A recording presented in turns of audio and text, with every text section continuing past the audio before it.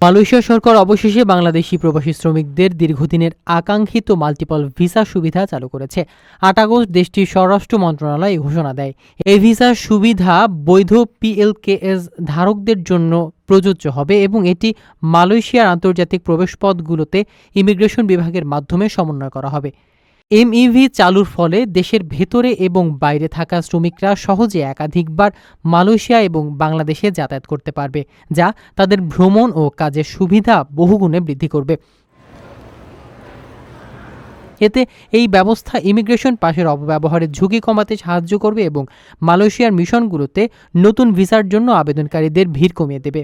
বাংলাদেশের পক্ষ থেকে দীর্ঘদিন ধরে মাল্টিপল ভিসা চালুর দাবি জানানো হয়েছিল, যা ধারাবাহিক কূটনৈতিক প্রচেষ্টার মাধ্যমে বাস্তবায়িত হয়েছে।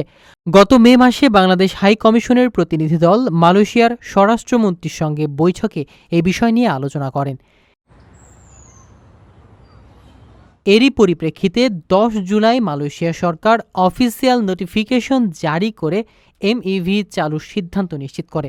বর্তমানে মালয়েশিয়া 15টি দেশ ও শ্রমিক নিয়োগ করে আসছে, কিন্তু বাংলাদেশিদের জন্য আগে শুধুমাত্র সিঙ্গেল এন্ট্রি ভিসা পাওয়া যেত।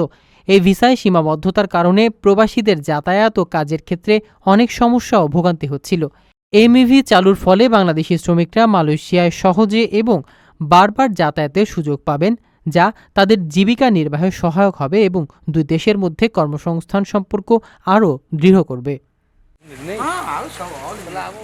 প্রিয় প্রবাসী, আপনার নিরাপদ ভবিষ্যতের জন্য অর্ধেক দামে আজই ফ্ল্যাট বুকিং করুন।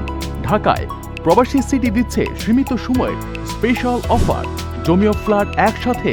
যোগাযোগ করুন স্ক্রিনে দেওয়া নাম্বারে।